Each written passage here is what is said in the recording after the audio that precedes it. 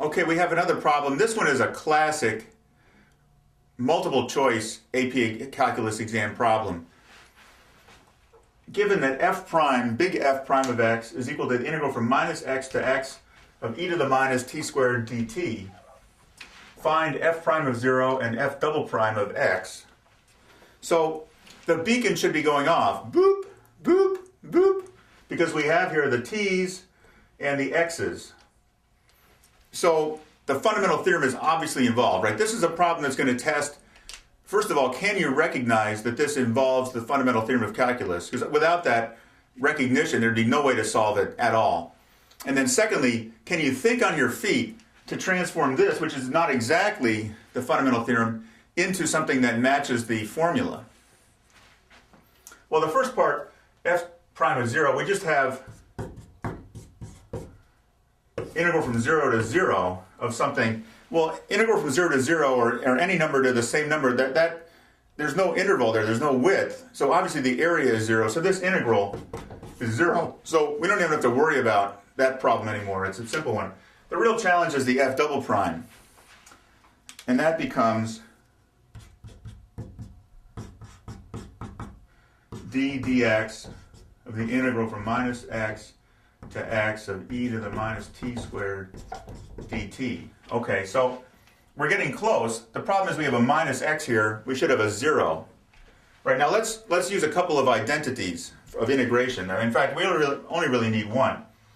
The integral from a to b is the same as the integral from a to c plus the integral from c to b, right? If c is between a and b.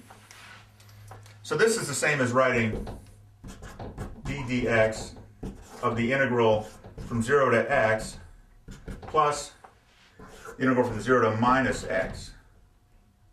I'm sorry.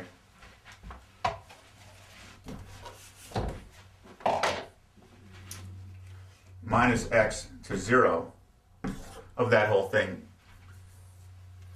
So this part we know is going to be the function of what's in the side of x. So that's going to be e to the minus x squared, right? Well, that's a slam dunk. So we're really only left with this piece. Minus x to 0 of this function. So we have to flip this around. Now,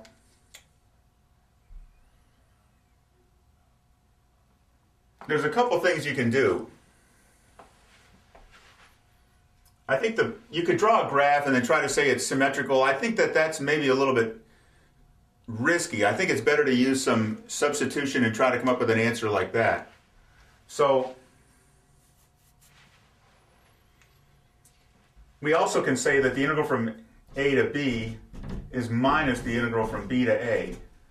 So this is the same then as of this piece that's left, d dx of the minus d dx, the integral from 0 to minus x.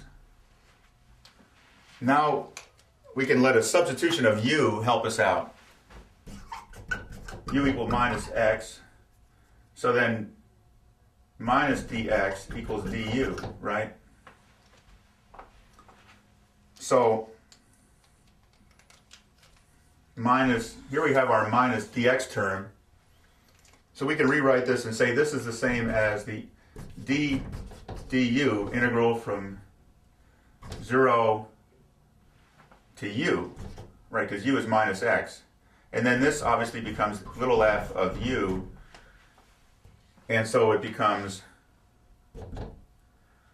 e to the minus x squared, which is e to the minus x squared. So the answer then, we have one e to the minus x squared plus another one is 2 e to the minus x squared. Okay, so hopefully that made sense.